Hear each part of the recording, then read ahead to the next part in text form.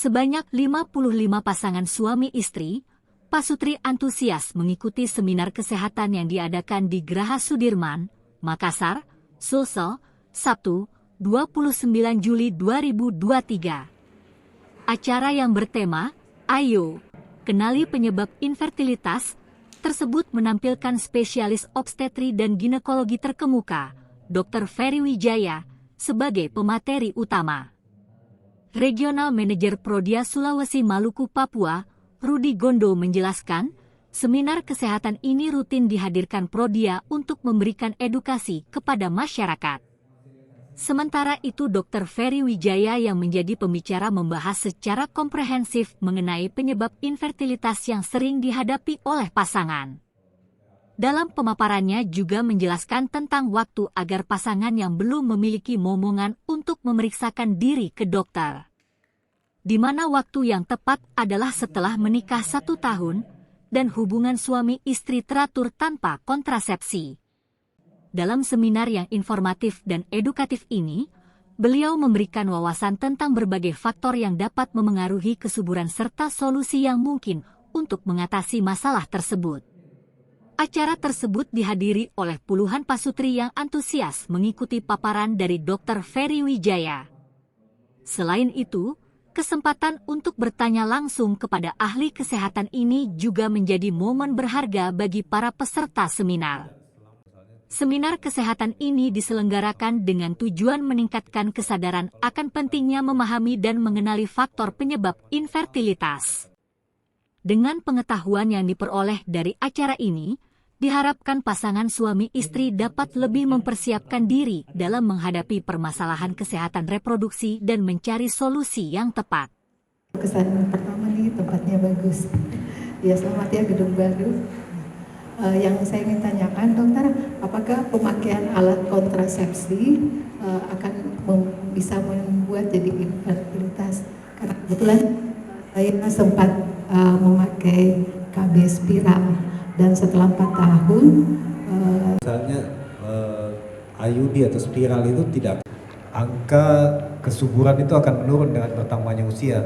Jadi biasanya kalau pasien-pasien saya usianya udah 35, mau punya anak lagi, saya tidak anjurkan kami biar operasi, udah 6 bulan hamil aja, tidak ada masalah ya. Yang penting memang salah satu faktor untuk terjadinya kehamilan itu yang ini, usia itu. Jadi kalau memang udah usia di atas 30, 35, ya udah usah lama-lama KB lah, minimal 2 dulu ya. Kalau misalnya pengen punya 2 anak, kecuali cuma pengen 1 anak ya udah 1 aja. Tapi sebenarnya kalau IUD selama dia tidak infeksi di dalam, itu tidak akan menyebabkan infertilitas, karena setelah dicabut dia sudah tidak ada efeknya. KB lain seperti pil itu sudah tidak ada efeknya. 1 hari diminum, tidak diminum. Kalau IUD juga tanpa infeksi tidak akan menyebabkan seperti itu. Jadi bukan itu sih sebenarnya penyebabnya, mungkin aja dengan bertambahnya umur, memang faktor yang menyebabkan sulit terjadinya kehamilan. Dengan Dian Siregar, begini dok, saya sempat beberapa tahun yang lalu ada baca satu tulisan di salah satu media cetak yaitu koran.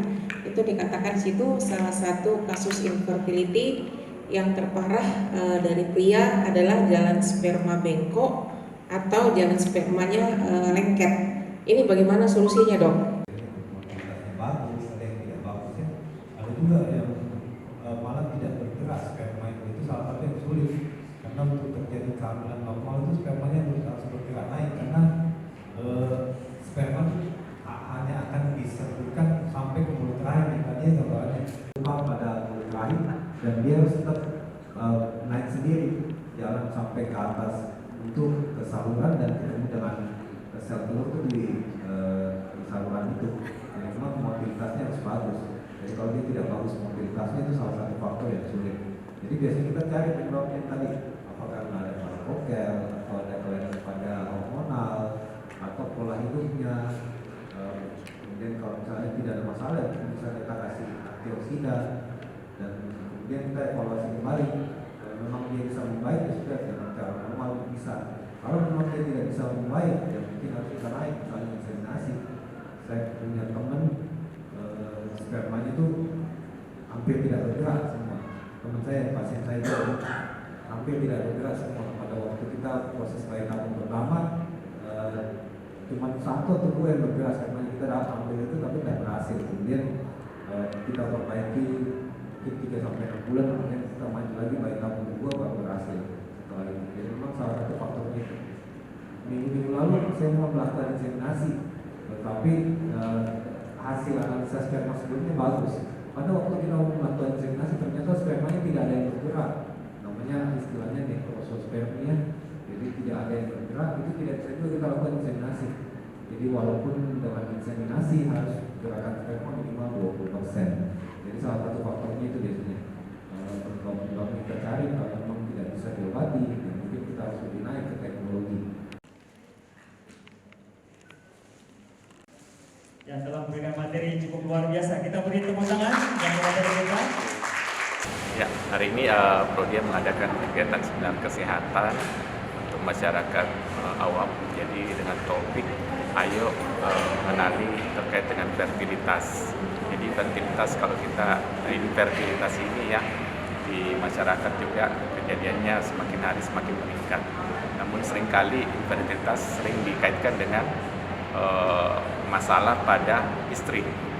Padahal sebenarnya terkait dengan infertilitas itu peranan dari suami dan istri itu sama besar, masing-masing kontribusinya 40%. Nah selebihnya 20% itu tidak diketahui penyebabnya, sehingga dengan kegiatan seminar hari ini kita harapkan masyarakat yang memang belum mempunyai keturunan, belum mempunyai anak, bisa semakin jelas, semakin meningkat pengetahuannya terkait dengan infertilitas dan tahu bagaimana solusinya untuk terkait dengan infertilitas tersebut. Untuk mengenai peserta dan pembawa materinya itu pesertanya berapa banyak Pak? Dari mana saja dan pematerinya dari mana? Oke. Jadi untuk peserta hari ini untuk terkait dengan seminar itu ada kurang lebih 50 pasangan ya yang hadir, peserta dan dokternya kita hadirkan Dr. Ferry Wijaya, spesialis obgyn untuk konsultan fertilitas, dan beliau memang pakar terkait dengan kesuburan ya, untuk bagaimana caranya pasangan-pasangan yang belum mempunyai keturunan ya dapat berkonsultasi dengan beliau. Oke, untuk bocoran Pak, kedepannya akan seperti begini lagi dibikin atau ada edukasi lain lagi? Iya, jadi kalau kegiatan-kegiatan seminar yang kita adakan ini adalah kegiatan yang rutin. Jadi rencananya minggu depan juga kita akan mengangkat terkait dengan topik hepatitis. Jadi dalam rangka World Hepatitis Day 2023, dan kegiatan ini akan rutin kita laksanakan setiap bulan dengan tujuan bagaimana meningkatkan pengetahuan masyarakat terkait dengan pentingnya kesehatan dalam berbagai aspek